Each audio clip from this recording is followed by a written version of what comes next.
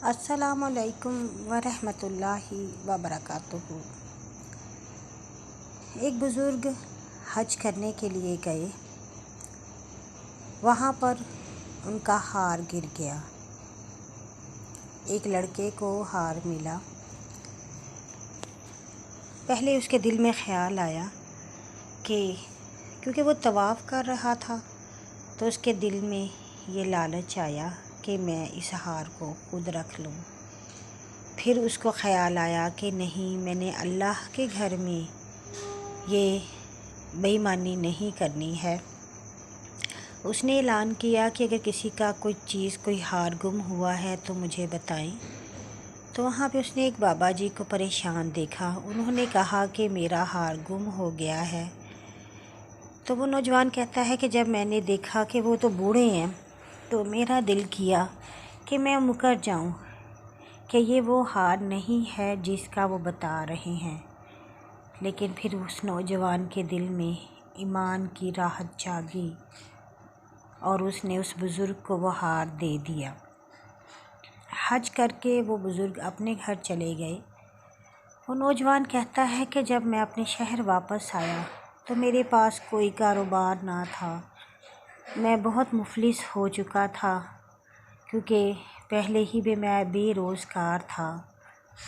तो वो कहता है कि मैंने सोचा कि मैं किसी दूसरे शहर चला जाता हूँ, वहाँ जाकर मैं अपने रिस्क के लिए कोशिश करता हूँ।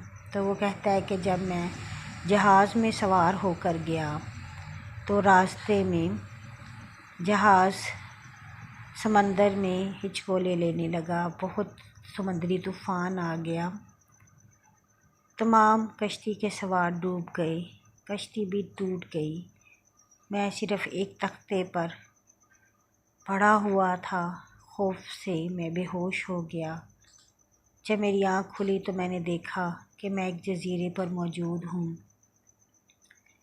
कुछ देर बाद वहाँ पर कुछ लोग आ गए। मुझे अपने कानों में आवाज़ आ रही थी कि वो कह रहे थे कि देखो इस नौजवान को कि ये ज़िंदा है कि नहीं। जब मुझे होश आया तो उन्होंने मुझे खिलाया पिलाया और मुझे पूछा तो मैंने बताया मैं फ़लाँ शहर से आया हूँ और फ़लाँ शहर जा रहा था कारोबार के सिलसिले में। तो उन्होंने कहा कि जब कोई और कश्ती आएगी तो फिर आप चले जाना। तो कहता मैंने कुरान पाक की तिलावत वहाँ पे शुरू की।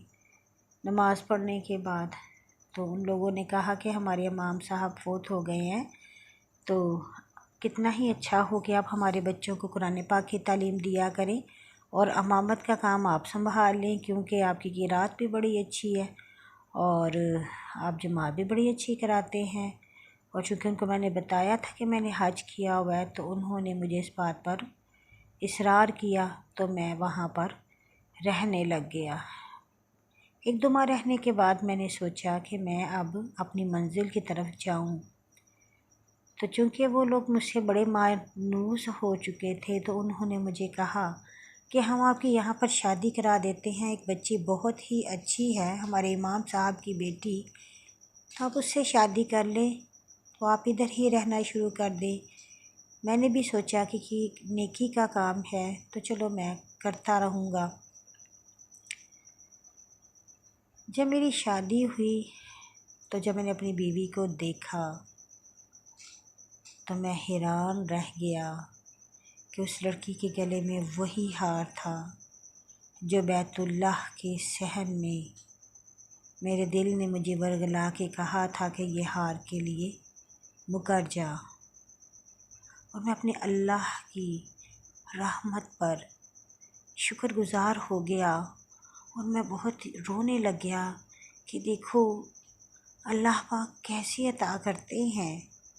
एक चीज़ जिसको मैंने गुनाह समझ के, झूठ बोलकर, फ्रॉड देखकर अपना बनाने के लिए सोचा था, अल्लाह पाक ने हलाल तरीके से मुझे वही चीज़ अता कर दी। ना सिर्फ़ वो अता किया बल्कि उससे बढ़कर नेक खूबसूरत औरत अता फरमा दी।